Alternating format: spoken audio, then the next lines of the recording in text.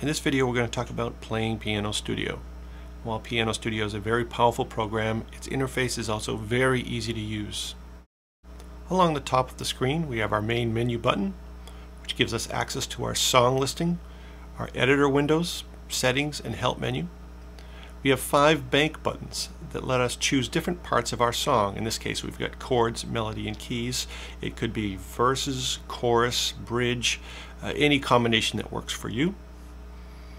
In the right corner we have our cassette icon, which gives us access to our recorder, along with transport controls, playback, record, click, and so forth. These 2 corner icons can also change function depending on what you're doing. For instance, if I open up an editor panel, you'll see that they become cancel and done. If I start a song playing, now the cassette icon becomes my pause and lets me get back to my main menu. In the song we can see the different types of buttons that you can play. Here we have chords, simple notes, the keyboard, or the buttons with angular corners are phrase buttons. They're special in that they play an entire phrase that you can compose and make as complicated or as simple as you like.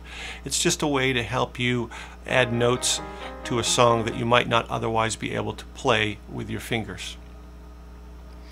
Here we have simple note buttons with arrows to help point the order in which they should be played. You can change those arrows and edit them. You can also change colors.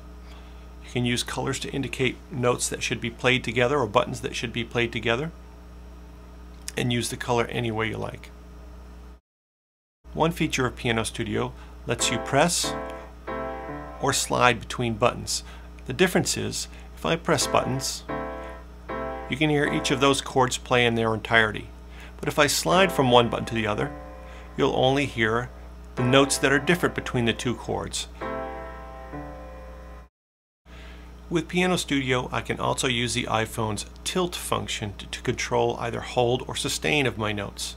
You can see here that I've got hold currently selected, and by tilting my iPhone just a little bit, I can turn that hold function on and off. Let me show you how that works. With it tilted up, notes can be played but stop as soon as I release. If I enable hold, now they'll continue to ring. So I can play in a more flowing way or a more staccato way. Now, hold and sustain are 2 separate things. First let me turn on sustain and then I'll show you how that works. We'll switch from hold to sustain.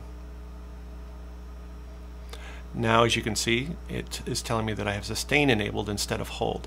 Here's the difference. Again, when it's off, I can play in a staccato manner. But if sustain is on, now Piano Studio will continue to play the last 5 notes played. Beyond 5, the first one played will turn off. Again,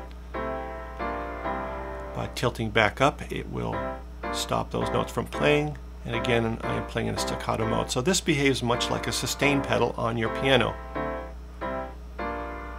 It gives you just more dynamic freedom and more dynamic expression in the way that you play Piano Studio.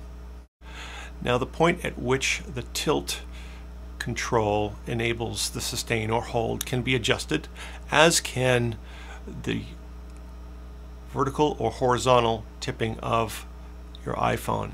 If you simply go to settings, go to volume and sustain, here you can select whether you're using hold or sustain, whether it's off entirely or you're using horizontal, vertical, or you just lock it on. You can also control your volume using tilt. Again, horizontal, vertical, or set it to a fixed volume.